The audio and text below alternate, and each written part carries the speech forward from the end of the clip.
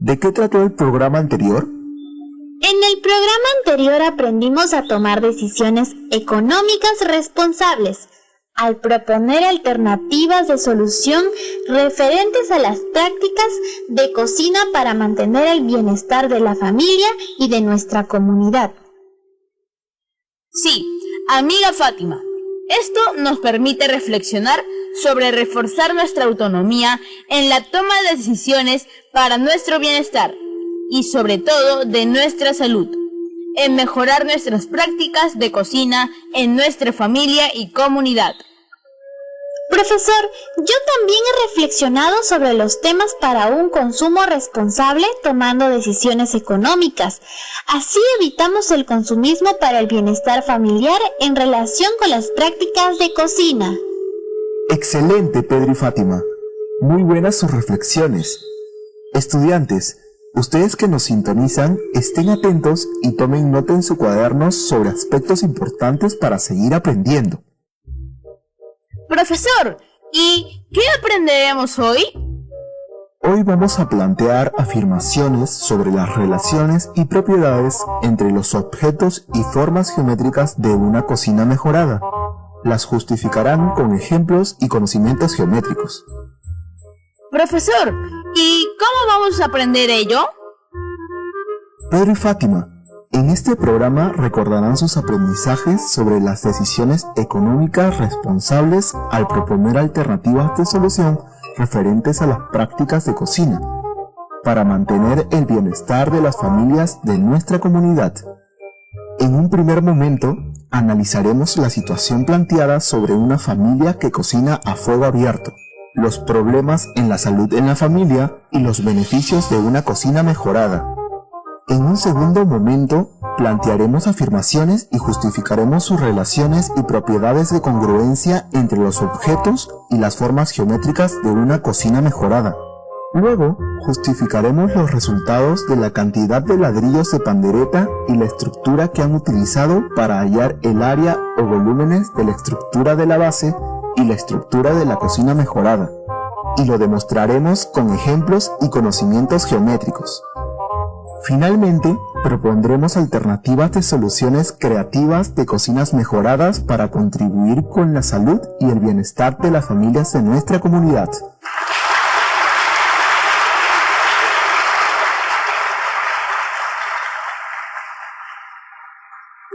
Profesor, qué interesantes son las actividades propuestas.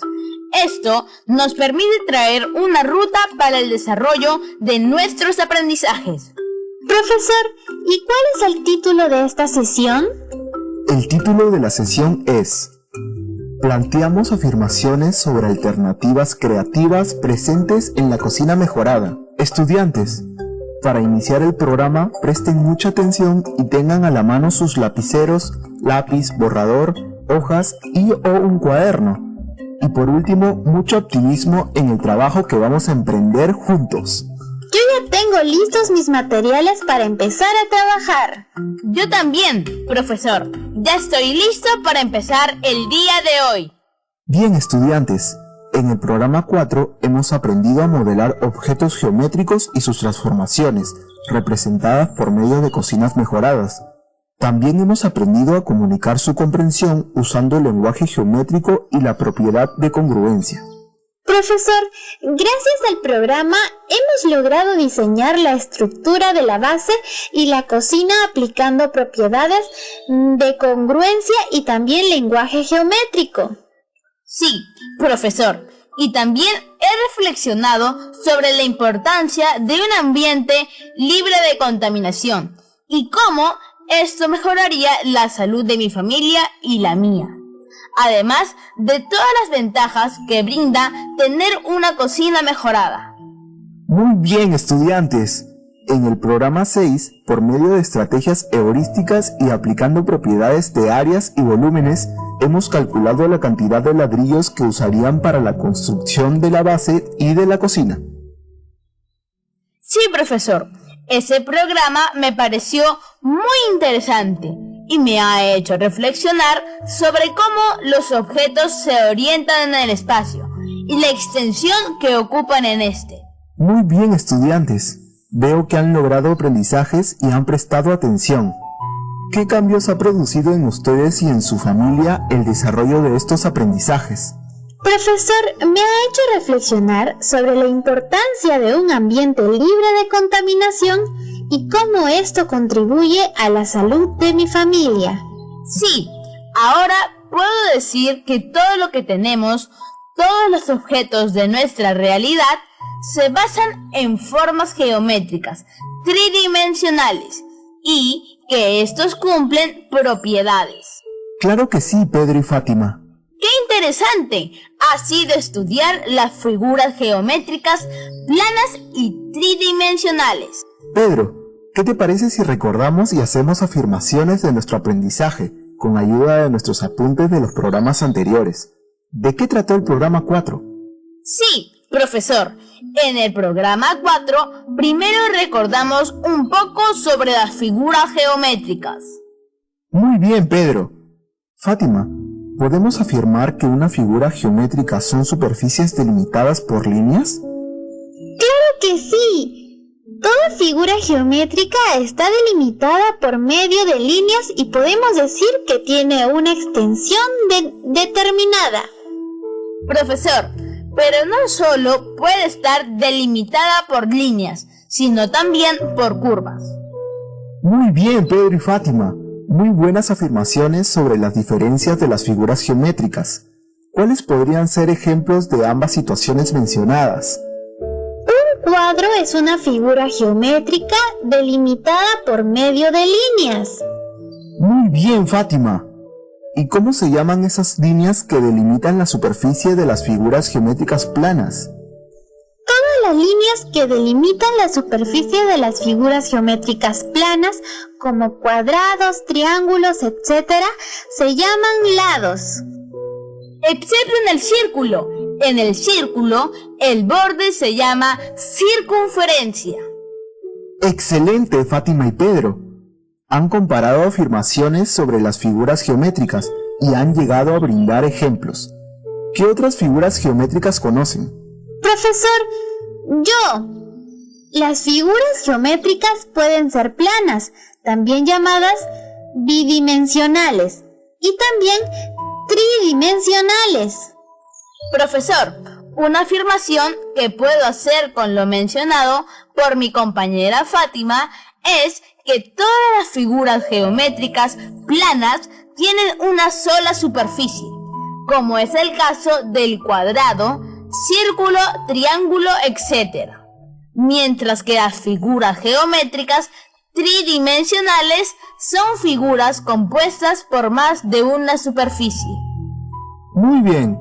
¿Y Pedro, cómo has llegado a esa afirmación? Profesor, cuando yo pienso en una figura geométrica tridimensional, me acuerdo de un prisma rectangular que tiene 6 superficies a diferencia de un rectángulo que solo tiene una superficie. Muy bien. Y Fátima, ¿qué afirmaciones puedes dar sobre las superficies en las figuras geométricas tridimensionales? Profesor, a las superficies de las figuras geométricas tridimensionales se les llama caras y depende de la figura la cantidad de caras. Bien, Fátima. Ahora, ¿qué afirmaciones pueden darnos sobre las medidas de una figura geométrica? ¿Podrías explicarte, Fátima? Claro que sí, profesor. Si es una figura geométrica plana, esta tiene largo y ancho. Sí, profesor, pero si fuera una figura geométrica tridimensional, esta tiene largo, ancho y alto. Excelentes afirmaciones recalcando las diferencias entre figuras geométricas. ¿Cómo llegaron a esta conclusión? Pedro, ¿qué opinión tienes al respecto? Profesor, concuerdo con mi compañera Fátima. Las figuras geométricas planas se ubican en el espacio por medio de 2 ejes llamados X, las abscisas, y Y, las ordenadas. Sí, profesor, el eje X, también llamado abscisas, representa el largo, mientras que el Y también conocido como ordenadas, representa el ancho. Muy buenas sus afirmaciones, estudiantes. ¿Cuáles son las diferencias con las figuras geométricas tridimensionales? Profesor, las figuras geométricas tridimensionales, a diferencia de las figuras planas, se ubican en 3 ejes de coordenadas: X de las abscisas, Y de las ordenadas y Z de cota. Sí, profesor. Por eso, una diferencia es que las figuras geométricas planas no tienen altura, mientras que las figuras geométricas tridimensionales sí tienen. Profesor, a las figuras geométricas planas o bidimensionales les falta el eje Z, que es la altura.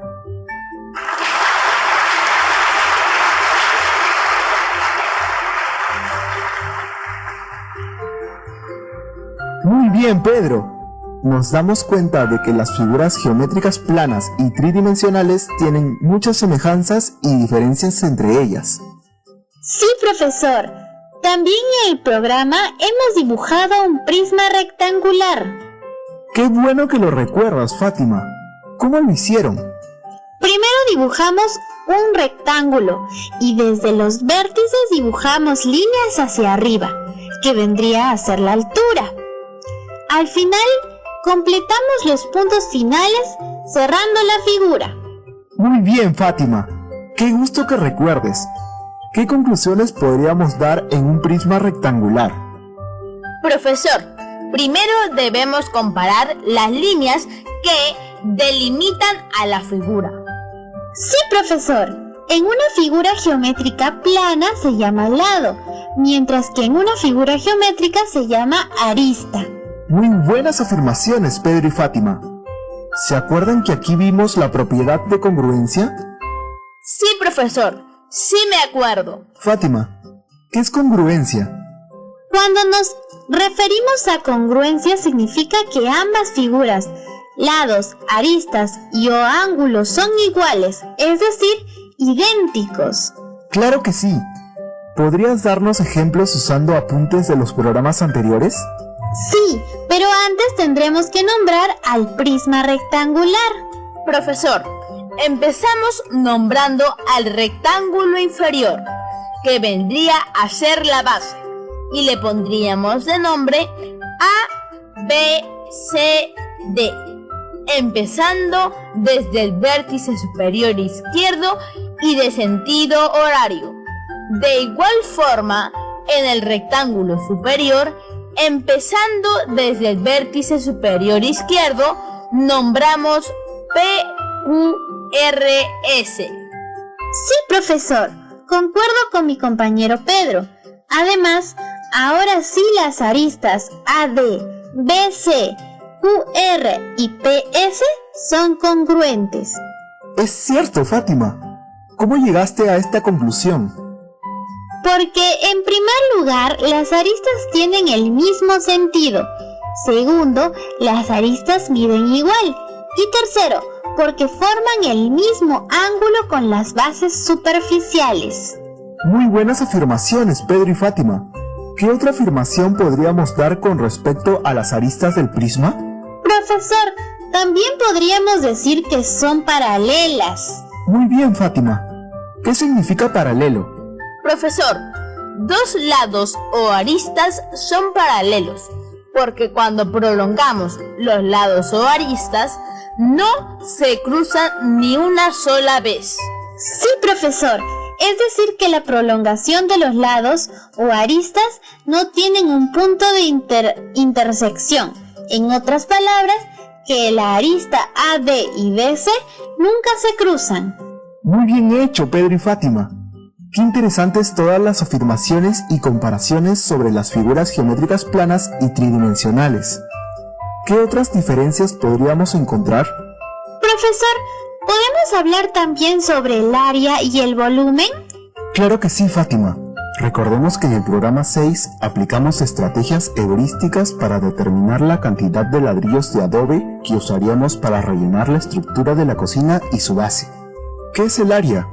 El área es la superficie interior que está delimitada por el borde de una figura geométrica. Así es, está muy bien. ¿Y a qué figura geométrica nos referimos cuando hablamos de área? Profesor, generalmente cuando hablamos de área nos referimos a superficies geométricas planas, ya que el área es la medida de una superficie interna. Muy bien, Pedro. ¿Y en una figura geométrica tridimensional se puede hallar el área? Profesor César, la respuesta es sí, pero solo de sus caras o superficies. Perfecto. ¿Y cuál es la medición que se realiza en las figuras geométricas tridimensionales? En una figura geométrica tridimensional, la medición de su espacio interno se llama volumen. Muy buena afirmación, Fátima. Explícanos, ¿qué es el volumen? El volumen es la medición del espacio que ocupa un cuerpo, es decir, es la medición del espacio en 3 dimensiones o ejes. ¡Qué buena afirmación, Fátima! ¿Y cómo se calcula el área de una figura geométrica plana? El área se calcula dependiendo de la figura geométrica. En el caso de un rectángulo, se calcula multiplicando el largo por el ancho. Concuerdo con Pedro, porque el área de un círculo es el radio al cuadrado por una constante llamada pi. Entonces, podemos concluir que el área de una figura geométrica depende del tipo de esta. Ahora díganme, ¿qué es pi? Profesor, pi es un número irracional que indica la relación entre la circunferencia y el radio. Además, pi tiene un valor aproximado a 3,14. Excelente, Fátima y Pedro. ¿Y cómo se calculaba el volumen? Profesor, el volumen se calcula en figuras tridimensionales, como en un prisma. Por lo tanto, es la multiplicación de las 3 medidas: largo, altura y profundidad. Excelente deducción, Pedro. Entonces, ¿qué podemos afirmar de las unidades correspondientes al área y al volumen? Podemos afirmar que el área es la multiplicación de 2 unidades de longitud, que siempre deben ser iguales como centímetros por centímetros o metros por metros. Es decir, en el área la unidad siempre estará al cuadrado. Buena deducción, Pedro. ¿Cómo será el volumen? En el volumen es similar, solo que el volumen es la multiplicación de 3 unidades iguales. Por lo tanto, el volumen es siempre unidad al cubo. Buena deducción, Fátima. ¿Cómo podemos generalizar y diferenciar estas afirmaciones? Profesor, podemos decir que el área es A unidad al cuadrado como el volumen es A unidad al cubo. Muy bien, Fátima. ¿Qué estrategia usaron para calcular el número de ladrillos a usar? Profesor, para la estructura de la base de la cocina mejorada, usamos la dimensión de volúmenes, es decir, que el volumen de toda la estructura de la base entre el volumen de cada ladrillo es igual al número de ladrillos a usar. ¿Y qué inferencia tienen al respecto? Podemos decir que sería una relación entre las cantidades, es decir, sumamos los volúmenes de cada ladrillo hasta obtener el total de ladrillos que se necesita. Muy bien, Pedro. ¿Qué estrategia usaron para hallar la cantidad de ladrillos de adobe para la cocina? Profesor, realizamos una estrategia parecida, pero antes teníamos que hallar el volumen de la cocina que tenía forma de U. Muy bien, Pedro. ¿Cómo lo hicieron? Para eso aplicamos una analogía. La estructura de la cocina se parecía a la base menos una parte. Entonces, al volumen de la estructura de la cocina le restamos el volumen de la cámara de combustión y así, por una diferencia, obtuvimos el volumen de la cocina. ¡Qué buena estrategia usaron! ¿Qué les parece si revisamos los apuntes y me dicen cuántos ladrillos se usaron en cada modelo y en total? Profesor, Para la estructura de la base usaríamos 180 ladrillos. Profesor, para la cocina usaríamos 84 ladrillos. Entonces, en total necesitaríamos 192 ladrillos. Muy buenas sus afirmaciones y comparaciones de las propiedades y características entre las figuras geométricas planas y tridimensionales. Ahora, ¿qué afirmaciones finales podrían dar? Una afirmación como alternativa será que la cocina mejorada de forma rectangular nos da muchas más ventajas de cocinar a fuego abierto. Reduce la contaminación, mejora la postura de la persona que cocine y finalmente ayuda a reducir accidentes como caídas de alimentos o quemaduras. Es decir, es más seguro. Muy buenas sus afirmaciones y muy bien hecho en estos programas. Muchas gracias Pedro y Fátima por su apoyo. Espero verlos en el próximo programa. Estudiantes, han logrado plantear afirmaciones sobre las relaciones y propiedades entre los objetos y formas geométricas de una cocina mejorada, justificando con ejemplos y conocimientos geométricos. Ahora planteen alternativas de soluciones creativas de cocinas mejoradas con los siguientes criterios. Justifiquen la validez sobre las relaciones y propiedades que descubran entre los objetos y formas geométricas.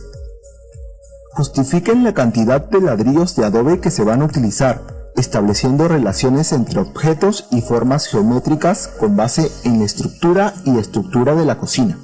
Ahora reflexionemos. ¿En qué situaciones de su vida cotidiana les servirá lo aprendido hoy? ¿Qué dificultades han tenido?